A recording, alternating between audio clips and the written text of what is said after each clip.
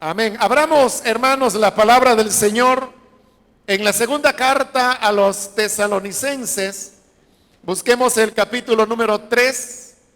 Esta es la carta que hemos estado estudiando los días lunes y hemos ido avanzando versículo a versículo en el estudio de esta epístola. Y el día de ahora corresponde lo que es la parte final de la carta, con la cual vamos a estar concluyendo el estudio de esta epístola con la ayuda del Señor.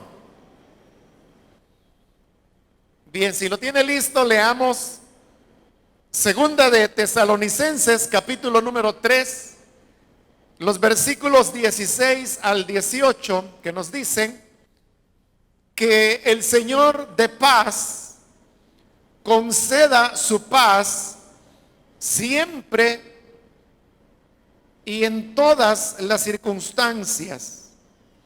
El Señor sea con todos ustedes. Yo, Pablo, escribo este saludo de mi puño y letra. Esta es la señal distintiva de todas mis cartas. Así escribo yo. Que la gracia de nuestro Señor Jesucristo sea con todos ustedes. Hasta ahí dejamos la lectura. Pueden tomar sus asientos, por favor.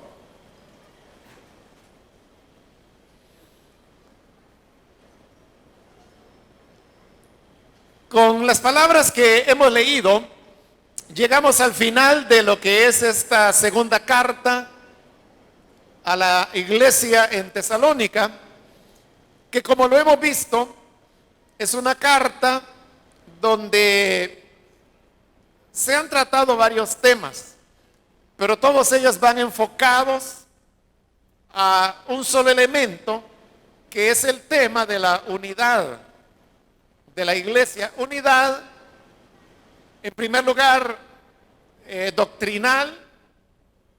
También hay una apelación a una unidad en la esperanza, y también hay un llamado, que era lo que se tocaba en este capítulo 3, a la unidad en la conducta cristiana, debido a algunos hermanos que andaban desordenadamente, como dice la Escritura, no queriendo trabajar en nada.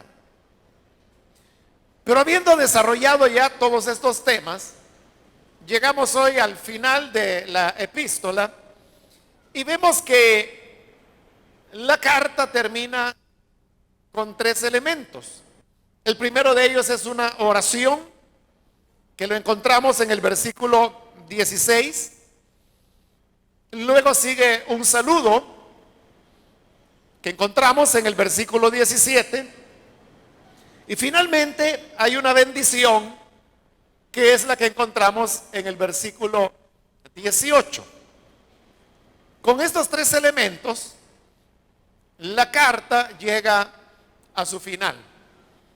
Pero vamos a ver cada uno de estos elementos. Comencemos por la oración. Es una oración muy breve y es la que, como dije, aparece en el versículo 16. Que el Señor de paz les conceda su paz siempre y en todas las circunstancias. Esa es la oración, es una petición para que el Señor de paz entregue paz a los creyentes en todas las circunstancias. El tema de la paz es importante en esta carta, porque así es como la carta también comenzaba. El saludo, al iniciar la carta, decía: gracia y paz a ustedes de Jesucristo nuestro Señor. Los mismos elementos, gracia y paz, son los que encontramos ahora en el cierre de la carta. Lo único es que se encuentran invertidos. En la introducción dice gracia en primer lugar y paz en segundo lugar. Hoy en la despedida estamos viendo que primero se menciona la paz y será en el versículo 18, el final, donde se menciona la gracia. Pero ambas ideas, la de la gracia y la de la paz, han venido manejándose desde el principio y ahora lo vemos también en el final de la carta. Ahora, el tema de la paz era uno de los valores más importantes que había en el Israel del Antiguo Testamento, pero vemos que también se encuentra como un valor entre los cristianos de los primeros siglos. En el Antiguo Testamento, usted recordará que allá en el libro de Números, donde aparece lo que nosotros hoy conocemos como la bendición sacerdotal, que eran las palabras que el sumo sacerdote pronunciaba ante el pueblo al salir después de ofrecer sacrificio, uno de los elementos era que el Señor alce su rostro sobre ti y ponga en ti paz. Ahí solamente por mencionarle un elemento del Antiguo Testamento donde la paz era un valor fundamental. Pero digo, eso por mencionar un elemento, uno pudiera mencionar muchos más. Pero ahora también en la fe cristiana vemos que a los creyentes se les está deseando paz. Hay que entender de qué habla la Escritura cuando utiliza la palabra paz. El Nuevo Testamento, usted sabe que fue escrito en griego, y la palabra en el Nuevo Testamento para paz es la palabra griega Irene. Irene es la traducción o la palabra que se utiliza para traducir la palabra de paz del Antiguo Testamento, que es la palabra shalom. Uno podría entonces decir que la palabra Irene en el griego, que significa paz, está recogiendo el sentido de lo que era la palabra shalom en el Antiguo Testamento. Por eso es que las hermanas que se llaman Irene, ahora pues usted ya sabe el significado de su nombre. Pero shalom en el Antiguo Testamento, lo hemos explicado en otras ocasiones, era una palabra muy rica. En realidad es una característica general del hebreo y que era un idioma primitivo. Cuando digo que el hebreo era un idioma primitivo, en ninguna manera es referirse de una manera despectiva hacia el hebreo, sino que es un concepto lingüístico en el cual un idioma se le clasifica como primitivo no porque sea menos idioma o porque sea menos que cualquier otra lengua, sino que por el hecho que sus elementos gramaticales, de vocabulario, no son tan amplios o completos, pudiéramos decir, como otros idiomas, y eso es lo que hace que se clasifique como primitivo. Esto hace que, como es limitada la cantidad de vocabulario que tiene el hebreo, sobre todo el antiguo, esto mueve a que una misma palabra pueda tener varios significados, porque no tienen muchas palabras. Y así ocurren fenómenos interesantes, como por ejemplo una palabra que se puede traducir a veces de 9, 10, 12 formas. Pero no solo eso, hay palabras que incluso tienen significados opuestos. Un ejemplo de ello es la palabra nefesh, que se puede traducir como de más de 10 o 12 maneras. Quizá la manera más frecuente en que se traduce nefesh es alma. Pero vea usted qué cosa, la misma palabra nefesh, que se puede traducir alma, también se puede traducir cuerpo. Para nosotros son conceptos diferentes, pero para ellos era la misma palabra. Pero vea otro elemento aún más notorio. Nefesh también se puede traducir vida, pero la misma palabra también se puede traducir muerte.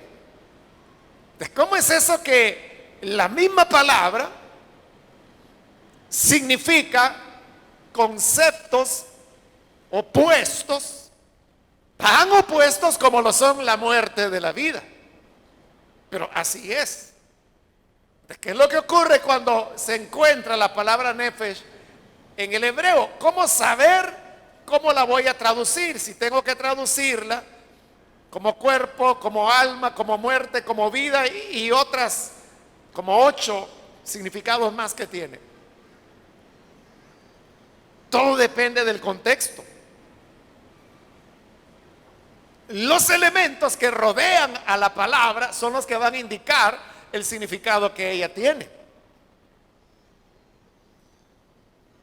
Entonces, así era el hebreo y así sucedía con la palabra shalom. Entonces, shalom también era una palabra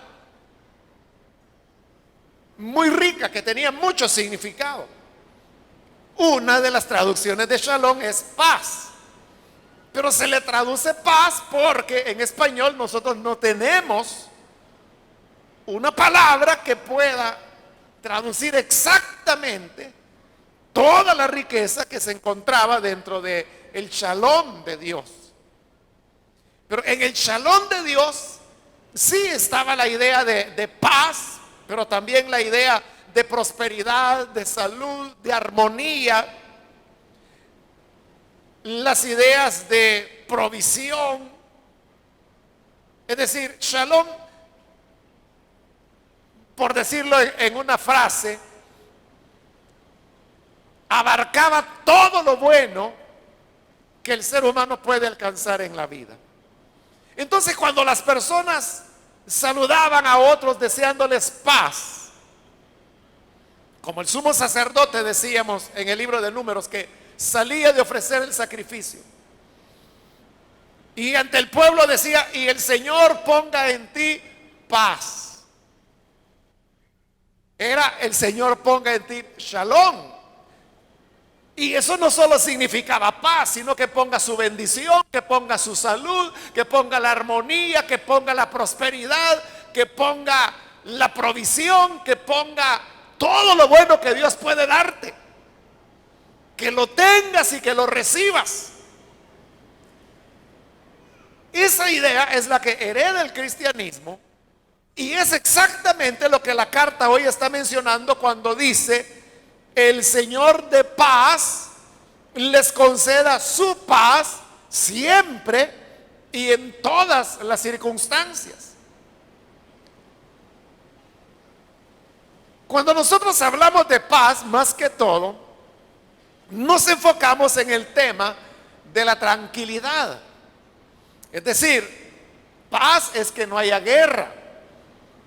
Y para los días que hoy vivimos, que son de mucha violencia, cuando a lo largo del año que estamos terminando ha habido un repunte de asesinatos, donde otra vez parece que nos vamos a estar peleando con Honduras sobre cuál de los dos países es el más violento del mundo, o cuál de los dos es donde hay más asesinatos. Todavía no se sabe porque no ha terminado el año, pero por ahí va la cosa. Si no quedamos en primero, vamos a quedar en segundo. Y así, ¿verdad? O sea, ya se sabe, es El Salvador o Honduras los que van a tener el primer lugar en mayor cantidad de asesinatos en el país. ¿Quién va a ser primero, quién segundo? No sabemos, pero en esos dos va a estar. Cuando vivimos en una condición así, donde estamos aspirando a ser el país con mayor número de asesinatos en el mundo, obviamente que la idea de paz que se nos viene es muy relacionado con el tema de la seguridad. Que haya paz, que los niños, los jóvenes puedan salir y caminar por las calles y jugar en las canchas sin que haya peligro de que ellos vayan a ser atacados, o peor, que vayan a perder la vida, o que simplemente no vuelvan a casa y desaparezcan. A eso relacionamos la paz. Y obviamente el concepto de paz lleva eso incluido.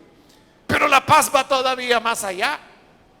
El shalom de Dios lo que quiere de nosotros es que seamos bendecidos. Bendecidos con salud, bendecidos con paz, pero estoy hablando ahora de una paz interna. No solamente de la paz que nos rodea.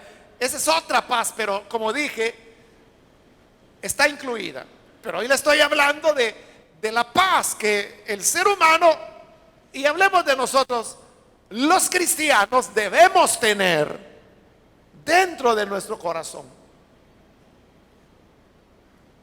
Porque vivimos condiciones de mucha agresividad.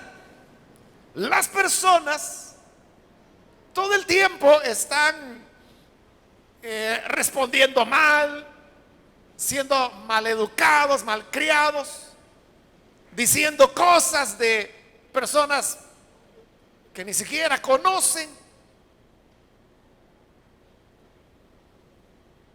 Un hermano platicaba conmigo un día de estos y me decía que alguien por ahí, que no me dijo quién era, se había estado expresando mal de él, criticándolo mucho. Y entonces él ni conocía a esta persona. Pero un día la encontró, y como él sabía que esta persona le criticaba a él, entonces él vino y le dijo: oiga, y usted, le dijo, ¿me conoce a mí?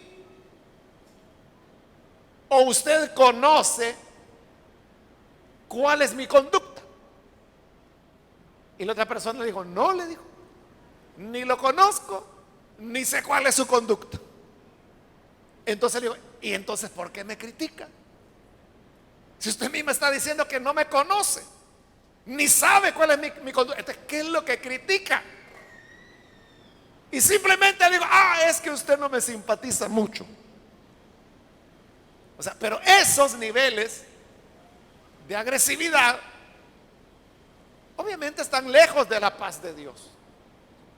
Hay personas que hablan irreflexivamente. Hay personas que siempre están reaccionando con prepotencia. Eso está muy lejos de la paz de Dios. Pero la paz de Dios no solamente la vive la persona en sí, sino que la irradia. E incluso puede ser que a estas personas, usted sabe que hay quienes les gusta ser como niños que andan con una varita y les gusta ir a molestar las avispas del panal, y con la varita están haciendo agujeros en el panal, y lo que quieren es que las avispas salgan y salgan bravas. Hay gente que es así, pero no con panales, sino que con otras personas. Y comienzan entonces a molestar con esa varita. Pero el que tiene la paz de Dios nunca lograrán que de él salgan las avispas. ¿Por qué no? Muy sencillo, porque no tiene avispas, sino que lo que tiene es lo que aquí la Escritura dice, que el Señor les ha concedido su paz siempre y en todas las circunstancias. Son las personas a las cuales se les puede decir y decir y decir y decir verdades, mentiras, medias verdades, calumnias, inventos. Pero estas personas permanecerán en paz. Eso es algo que necesitamos, porque ¿sabe algo? La ausencia de paz que hay en la sociedad, la violencia, las amenazas, las extorsiones, los crímenes, son el resultado de la ausencia de paz interna. Nadie que agrede a otra persona puede decir que tiene paz en su corazón. Quien verdaderamente tiene paz no es violento, no agrede, sino que tiene tranquilidad y en medio de las dificultades conservará esa paz, porque esa es la clave de la frase, porque dice que el Señor les conceda paz, pero no termina ahí, sino que añade en todas las circunstancias. Porque es fácil tener paz cuando todo marcha bien. Es fácil tener paz cuando usted está con las personas que le quieren, que le animan, que le apoyan, que le estimulan. Pero la vida no siempre es así. Hay momentos buenos y momentos malos. Hay noche y hay día. Hay montaña y hay valle. Pero la paz que Dios da es una paz, como ahí lo dice, que está en nosotros siempre, en todas las circunstancias. ¿Por qué podemos tener esa paz en todas las circunstancias? Porque es una paz que no depende de los elementos externos. Puede ser que una tarde usted está en su casa y hay mucha tranquilidad. Se le olvidó al vecino poner la cumbia que pone a todo volumen siempre. Y está tan tranquila la tarde que usted siente la brisa, ve el sol que se va ocultando, el cielo tomando colores naranja, y de repente comienza a oír las aves y usted dice: qué paz la que hay en este atardecer. Sí la hay, pero es una paz que depende de ese atardecer. Pero de repente llega el vecino y pone la cumbia, y la pone no para él, sino que para la ciudad.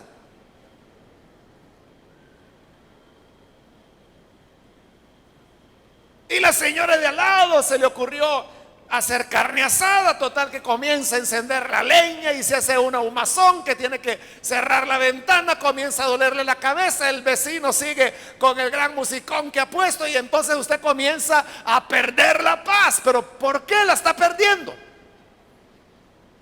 Porque las circunstancias cambiaron. Esa paz es una paz que depende de lo que nos rodea. Es la paz que Jesús dijo que era la paz del mundo. Porque antes de ser martirizado, Jesús dijo: mi paz les dejo, mi paz les doy. Pero oiga, no como el mundo la da, yo se las doy. No como el mundo la da. ¿Y cómo es que el mundo da la paz? Con la tarde tranquila, con ir a ver el lago, que en los atardeceres se pone como un espejo, por un paseo, y los recursos que el ser humano tiene para tratar de sentirse tranquilo. Esa es la paz del mundo. Pero la paz que Cristo da no depende de las circunstancias que nos rodean. La paz que Cristo da depende de la relación que tenemos con Él. Porque ahí lo dice, que el Señor de paz. Jesús es el Señor de paz. Nuestro Dios es un Dios de paz. Si lo tenemos a Él, entonces tendremos la paz. Las circunstancias a nuestro alrededor pueden arder y reventar, pero nada de eso puede cambiar que el Señor de la paz está en nosotros, y por lo tanto su paz morará en nosotros. Entonces, esas personas que dicen, es que yo sé que yo tengo que tener tranquilidad y paz, pero mire, a veces los mismos hermanos me sacan de mi casilla porque mire, vienen con unas cosas y diciendo unas cosas y haciendo unas cosas que me dan ganas de retorcerles el pescuezo en el nombre del Señor. Esa es la paz del mundo. Y los hermanos pueden ser así, y 3 veces peor que eso. Pero eso no va a cambiar la relación que yo tengo con el Señor de la paz. Por lo tanto, no cambiará tampoco la paz que yo experimento, sino que, como dice la Escritura, será una paz en todas las circunstancias.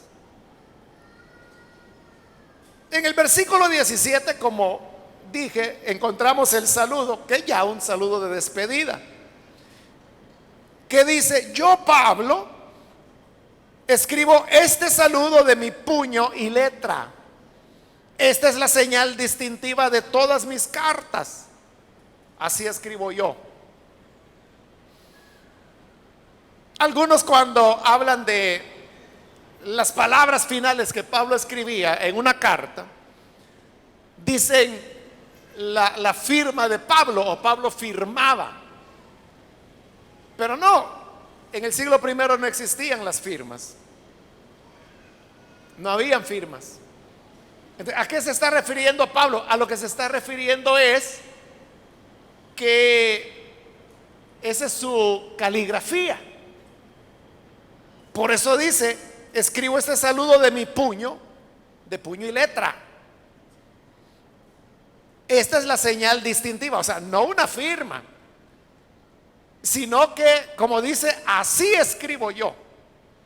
Era como decir: vean, este saludo yo lo escribí de mi puño y letra, dice. Esta es mi caligrafía, conózcanla. La intención al escribir, en este caso dice que es el saludo, era autenticar que determinada carta efectivamente había sido escrita por Pablo. Ahora, aquí nos encontramos frente a un dilema, porque aunque ya hace varios meses que iniciamos el estudio de esta carta, a lo mejor usted recordará que en la introducción dije que no hay un acuerdo entre los especialistas en las Escrituras acerca de quién es el autor de la carta. Y le dije que las opiniones están divididas y más o menos parejo. El 50% de los especialistas consideran que fue Pablo el autor. El otro 50% considera que no, que es una carta pseudoepígrafa, lo cual he explicado ya en otras ocasiones, que no es que quienes hacían las cartas pseudoepígrafas lo hicieran con el propósito de engañar a las personas y hacerles creer que Pablo era quien había escrito la carta. Muchas veces lo he explicado y he dicho que no, era inverso el propósito. El propósito era garantizar que las personas supieran que lo que las cartas, como en este caso, segunda de Tesalonicenses, era una carta que contenía las enseñanzas de Pablo. Normalmente eran cartas que sus discípulos escribieron después de la muerte de Pablo. Pero cuando ellos ponían Pablo, no era que quisieran engañar a la gente haciéndoles creer que Pablo estaba escribiendo esa carta, por un hecho muy sencillo que lo he mencionado varias veces, y es que cuando Pablo fue martirizado, eso lo supo toda la iglesia. ¿Cómo no lo iban a saber? ¿Quién no conocía a Pablo? Que la noticia de su martirio, esa corrió rápido. Entonces todos los creyentes sabían que Pablo estaba muerto. Por lo tanto, si aparecía una carta como esta donde decía yo Pablo, ellos sabían que no era Pablo quien la estaba escribiendo, que Pablo estaba muerto, pero que lo que los discípulos querían decir era autenticar que verdaderamente esta era la enseñanza de Pablo, es decir, lo que Pablo hubiese dicho si él estuviera vivo en este momento. Bueno, ahora usted me dirá, pero bueno, ¿y por qué buscarle tres pies al gato? Si aquí dice bien claro, yo Pablo escribo este saludo de mi puño y letra, esta es la señal distintiva de todas mis cartas, así escribo yo. ¿Qué más claro puede estar que es Pablo el que está escribiendo? Si uno lee descuidadamente, sí, uno puede llegar a esta conclusión. Pero si leemos con cuidado, usted se va a dar cuenta que esa afirmación, en lugar de confirmar que la carta, o al menos el saludo, fue escrito de puño y letra de Pablo, no es tan así. ¿Por qué? Bien sencillo, hermano. Por eso le digo, es simplemente de leer la escritura con cuidado. ¿Y qué es lo que dice? Oiga, esta es la señal distintiva de todas mis cartas. Así escribo yo. Supongamos que fue Pablo el autor de la carta. ¿Y que es Pablo el que escribió eso? Yo, Pablo, escribo este saludo, es decir, el saludo de segunda de Tesalonicenses es de puño y letra de Pablo. Pero no solo eso, sino que dice Pablo, esta es la señal distintiva de todas mis cartas. Así escribo yo. Él está diciendo, distingan cuáles son mis cartas, en que siempre pongo el saludo final. Así escribo yo, conozcan mi caligrafía, en eso van a saber cuáles son mis cartas. Ahí está el problema. Ahí está el problema. Porque, bueno, usted dirá, bueno, pero ¿cuál es el problema? Eso que está diciendo es la señal distintiva de todas mis cartas. Si uno toma esas palabras por lo que dice, lo que están diciendo es que todas las cartas de Pablo llevaban ese saludo al final. Pero ahora preguntémonos, ¿en verdad todas las cartas de Pablo llevaban ese saludo?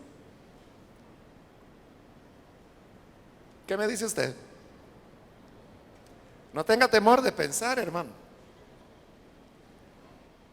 Solo hay una carta de Pablo, que es Primera de Corintios. Es la única carta de Pablo. Primera de Corintios, capítulo 16, donde él dice que está firmando el saludo de puño y letra. Entonces, si tomamos que esto es verdad, que de verdad Pablo escribió esto y que Pablo está diciendo,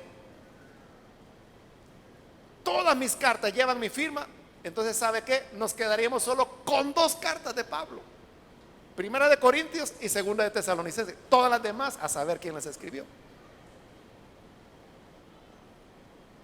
¿Entiende? Se revierte el tema. Pero eso no es todo, hay algo peor aún, otra complicación mayor. Y es que aquí estamos en Segunda, segunda de Tesalonicenses. ¿Y qué tiene que ser segunda de Tesalonicenses? Bueno, que si esta es la segunda, hay una primera. Y de hecho, ya estudiamos, hace algún tiempo también, pero ya estudiamos primera de Tesalonicenses. Y no hay ninguna duda, nadie duda que primera de Tesalonicenses es una carta auténtica de Pablo. Y no solo eso, no solo es auténtica, sino que de hecho sabemos que fue el primer documento cristiano que se escribió y que está conservado en el Nuevo Testamento. Acerca de que primera de Tesalonicenses es de Pablo, no hay ni una duda. Pero si nosotros tomamos como verdad esto que dice, esta es la señal de todas mis cartas, y no tiene esa señal primera de Tesalonicenses.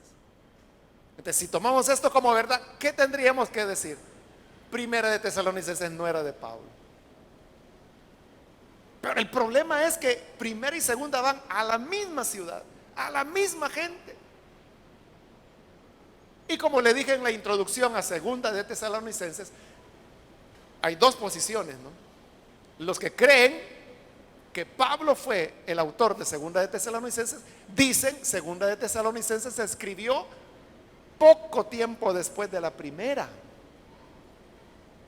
Y los que creen que es una carta pseudoepígrafa, que el nombre de Pablo se utiliza solo para validar la enseñanza, entonces dicen que se escribió después del año 70, eso da más tiempo. Porque como primera de Tesalonicenses es el primer escrito cristiano. Y estamos hablando como del año 51, 53 aproximadamente. 50, 51. Y segunda quedaría después del año 70. Pero sea una u otro caso, ¿qué pasaría? Que si esto uno lo toma así literalmente, está descalificando primera de Tesalonicenses. Ahora, como eso no puede ser. O sea, no podemos descalificar primera de Tesalonicenses ni todas las demás cartas de Pablo. No podemos decir, por ejemplo, que Gálatas, que se considera la carta más personal de Pablo, que refleja más su carácter, su personalidad, su visión teológica, no tiene tampoco el saludo de despedida. Entonces, Gálatas no sería de Pablo. Romanos, que se considera como el testimonio, el testamento más bien, el testamento espiritual de Pablo, tampoco sería de él. Segunda de Corintios no sería de él. Filipenses no sería de él. Filemón no sería de Pablo. ¿Entiende? Sostener que literalmente Pablo escribió esto nos mete en más problemas que los que resuelve. Pero si uno comprende que fue una carta pseudoepígrafa, eso resuelve todo el problema. Ahí se acaba el problema. Porque este saludo, así escribo este saludo de mi puño y letra, esto está copiado de primera de Corintios 16. Es decir, que los discípulos de Pablo no estaban inventando, sino que tomaron el saludo genuino de Pablo y lo pusieron acá, pero le añadieron: esta es la señal distintiva en todas mis cartas, sin darse cuenta ellos que al poner eso estaban botando todas las demás cartas de Pablo. Pero ¿sabe por qué ellos? No es que no pensaran, no es que no lo percibieran. ¿Sabe por qué ellos sabían que no estaban votando las cartas de Pablo? Porque toda la gente sabía el recurso de la pseudoepigrafía. Ya le dije, toda la gente sabía que Pablo había muerto, que Pablo había sido martirizado, y ellos no tenían problemas con el tema de la pseudoepigrafía. Entonces, que ellos dijeran, ellos sabían que esta era una carta pseudoepigráfica. Y ellos, al leer esto, esta es la señal de todas mis cartas. Entonces, no dijeron, entonces hay que votar las demás. Ellos sabían que este era un recurso, pero no era que Pablo en vida hubiera escrito eso. Sabían que no. Por eso no les afectaba. A lo que nos crea problema es a la gente de hoy. No digo todo, ¿verdad? Porque hay gente que entiende lo que estoy diciendo. Pero como usted sabe, gente, hay de todo, ¿verdad? Hay gente que comprende, gente que no comprende, hay chorros, hay necios, ¿verdad? Hay amargados, hay de todo. Entonces, ellos son los que se hacen nudo, sin darse cuenta que al hacerse nudo están haciendo más nudos que los que están deshaciendo. Pero bien, ese será problema de ellos. Entonces, ¿por qué entonces añadieron? Esta es la señal distintiva en todas mis cartas. Está bien fácil de entenderlo, porque vimos en Segunda de Tesalonicenses que uno de los problemas que había provocado gran daño a la iglesia era que había llegado una carta falsa, que supuestamente era de Pablo y que enseñaba falsa doctrina, y que eso había perturbado a la iglesia. Entonces los seguidores de Pablo lo que quieren es cerrar esa puerta y decir, no, toda señal o toda carta de Pablo, su señal distintiva será que lleva este saludo con una caligrafía diferente, que ya no era de Pablo, obviamente, porque estaba muerto, pero alguien escribía el saludo, no para engañar, porque para nosotros hoy eso sería engaño, para ellos era un recurso normal. Es igual, algo, no igual, ¿verdad?, pero algo parecido, que hoy en día usted sabe que hay poetas que escriben usando seudónimo y nadie les critica por eso. ¿Quién va a criticar? Bueno, ya falleció, ¿verdad? Pero ¿quién criticaría a Pablo Neruda por hacerse llamar Pablo Neruda? Bueno, hay gente que cree que ese es el verdadero nombre de Pablo Neruda, y Pablo Neruda es un seudónimo. Usted sabe cómo se llama, el verdadero nombre de Pablo Neruda, usted lo sabe. Él no se llamaba Pablo Neruda. O sea, pero le hemos oído tanto, ¿verdad? Tanto, tanto, tanto. Puedo escribir los versos más tristes esta noche. A los jóvenes les gustan los 20 poemas de amor y una canción desesperada. Pero aquí tienen Pablo Neruda, y no se llamaba así. ¿Usted sabe el verdadero nombre de Pablo Neruda? ¿Se lo digo o no se lo digo? Bueno, como dicen que lo diga. Él se llamaba Neftalí Reyes. Nada que ver, ¿verdad? Ese era su nombre legal, nombre auténtico. Neftalí Reyes. Se lo presento por si no lo sabía. Pero el punto no es ese, el punto es a quién le molesta que él se llame Pablo Neruda. ¿Por qué lo aceptamos? O sea, nadie dice, ¡ay, qué bárbaro ese Neftalí! Me tuvo engañado durante 20 años. Ingrato, si estuviera muerto, lo mato. Si estuviera vivo, ¿no? Nadie dice eso. Porque es un recurso literario aceptado. Igual la pseudoepigrafía era totalmente aceptada. Nosotros somos los que nos hacemos bolas, como le digo. No todos, como aclaré ya, porque ya le dije que hay de todo. Hay gente que tiene cabeza y no de adorno, pero hay chorros también. ¿Qué puede hacer uno con ellos? Pues, pobrecito. Entonces, al poner ellos, esta es la señal distintiva de todas mis cartas, era como decir, de aquí en adelante, cualquier carta que aparezca, tendrá que ir autenticada. Aunque las auténticas de Pablo, solo una era autenticada y todas las demás no. Pero ellos sabían que no se iban a caer, no las iban a botar, porque toda la gente sabía que era el recurso pseudoepigráfico, pero que no podía utilizar el recurso cualquiera, sino que tenía que llevar esta marca distintiva que los discípulos de Pablo seguían copiando de la única vez que Pablo lo había hecho, Primera de Corintios.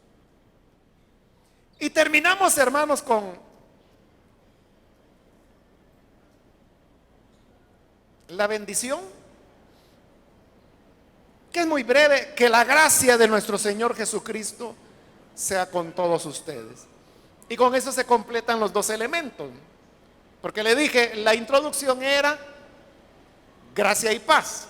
Aquí lo invirtió, pero es paz y gracia, pero está terminando con la gracia, con lo cual completa los dos elementos y cierra la carta. Y esto, hermano, nos deja con la idea y la bendición que se nos da, y es la bendición de la gracia. Que la gracia de Dios sea con cada uno de nosotros. Primero Dios, que así sea, y así es como termina la carta, y ahí le ponemos punto final. Amén. Vamos a orar, vamos a cerrar nuestros ojos.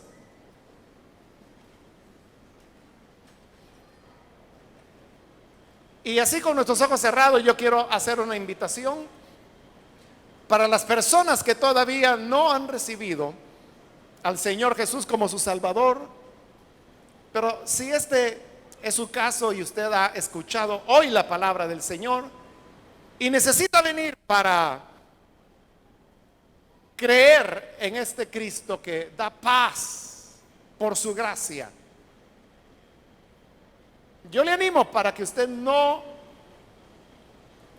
deje pasar esta oportunidad, sino que pueda venir y encontrar la paz, esa paz de plenitud, esa paz de tranquilidad, esa paz que perdura en toda circunstancia, que no importa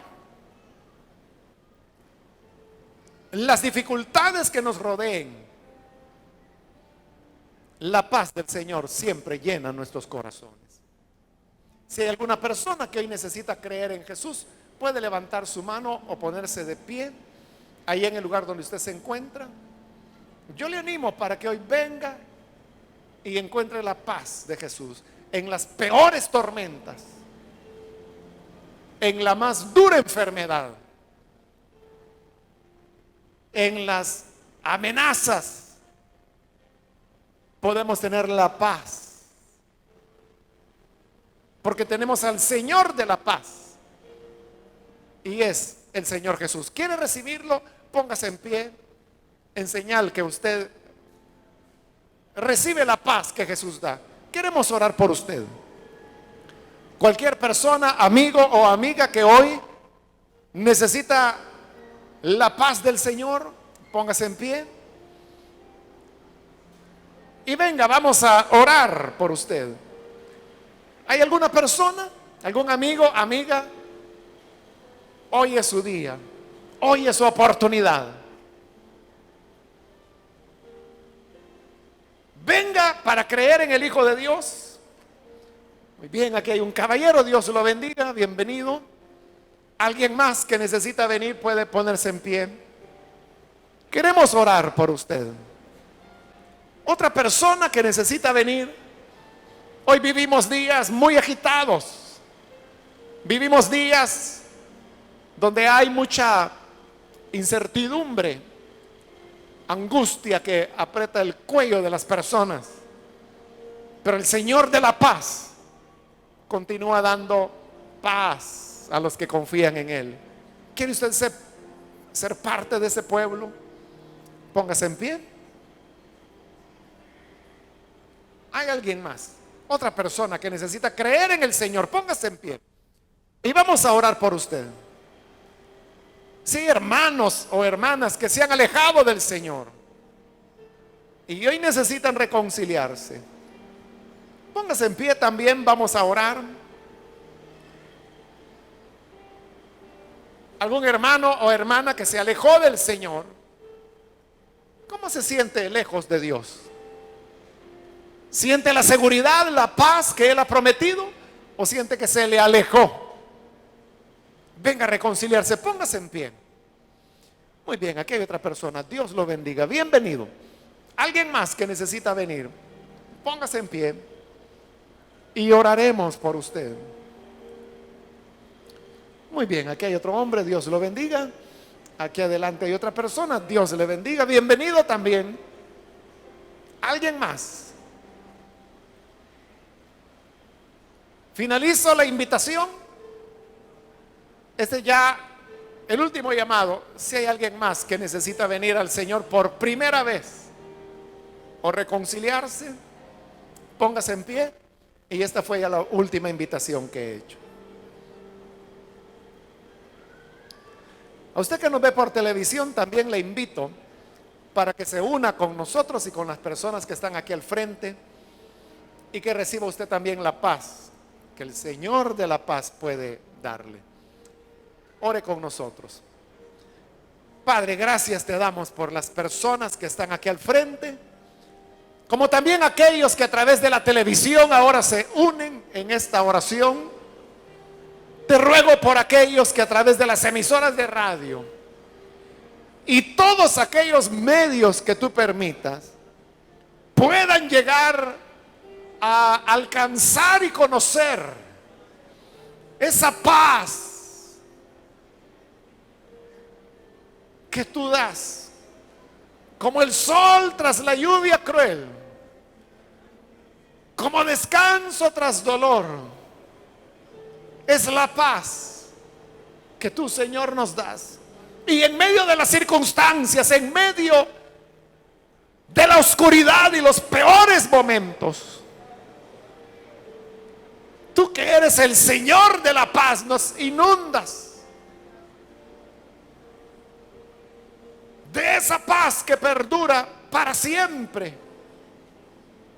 Entrega a tu pueblo gracia y paz en todo momento, en toda situación, para que así, Señor, siempre, cada día de nuestra vida, tengamos la respuesta, la salida, la paz que solo tú, Señor, puedes dar a cada uno de tus hijos. A ti sea la gloria y la honra por lo que haces hoy y siempre. Amén. Amén. Aleluya, bendito sea el Señor.